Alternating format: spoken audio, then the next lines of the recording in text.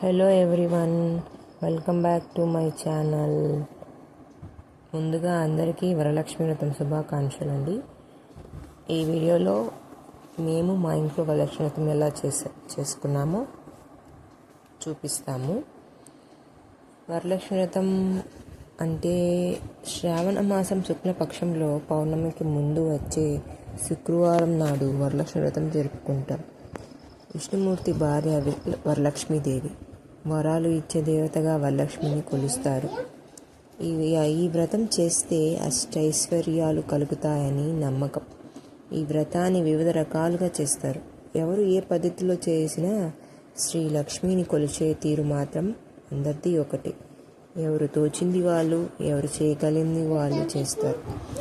ఇక్కడ నేను అమ్మవారు పెట్టే చోట శుభ్రంగా పెట్టి అక్కడ నీళ్ళు చల్లి ముగ్గేసి పీట వేసి బియ్యం పోసాను.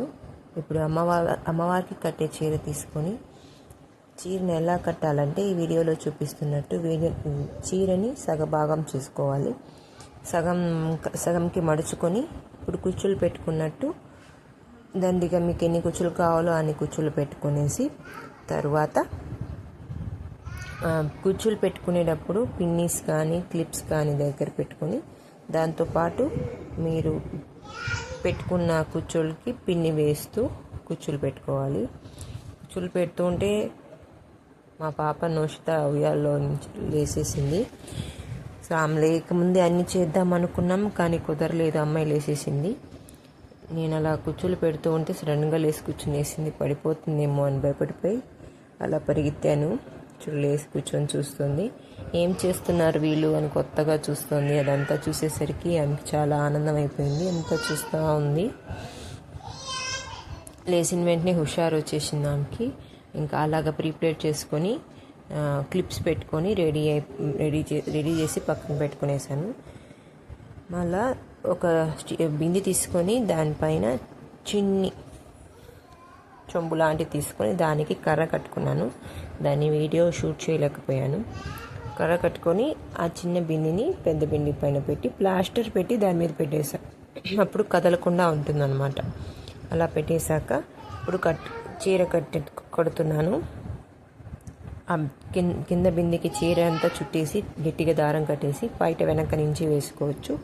ఆ కర్రతో మనం బయట ఎంత కావాలంత అడ్జస్ట్ చేసుకోవచ్చు.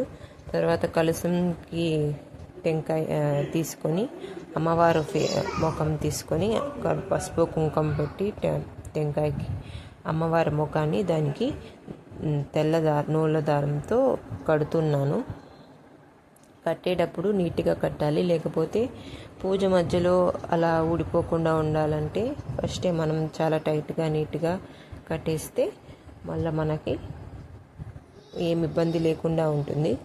నేను ఇలా పనులన్నీ చేస్తుంటే మా అత్త అన్ని వంటలు చేస్తుంది. మేము అమ్మవారికి వడలు, పాయసము, చక్కెర పొంగలు, పులిహోర, చింతపండు అన్నము, కొబ్బరి అన్నము, క్యారెట్ రైసు ఇలాగ అన్ని ప్రసాదాలు చేశాము. ఇంకా పూజ స్టార్ట్ చేసే టయానికి పట్టు వస్త్రంలో ధరించాలి కాబట్టి మేమిద్దరం పట్టు చీరలు కట్టుకొని రెడీ అయిపోయాము. ఇంకా లాస్ట్ పైన పూలు పెట్టేటివి అలాంటివి పెట్టేస్తున్నాము. అమ్మవారికి పూలమాల తెచ్చింది మా అత్త. ఆ పూలమాలను పెట్టేసి మందారం పువ్వు మా చెట్లో మందారం పువ్వు పూసింది. ఆ మందారం పువ్వు పెట్టాము. అమ్మవారికి పెట్టి మేము కూడా పెట్టుకున్నాం. పూజ చేసేవాళ్ళు తల్లో పూలు ఖచ్చితంగా పెట్టుకోవాలంట.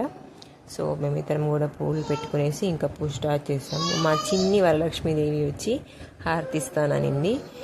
ఇలాగా మేము మంత్రాలు చదువుతుంటే కాసేపు పూజ చేసి మంత్రాలన్నీ చదువుతున్నాము. మా చిన్ని వరాలు మాత్రం వీడియో తీస్తుంది, నేను తీస్తున్నట్టు నన్ను చూసి. ఇదండి మా వరలక్ష్మి పండుగ. మీకు కూడా వరలక్ష్మి పండుగ బాగా జరిగిందని కోరుకుంటూ అంతే ఈ వీడియో. Bye bye.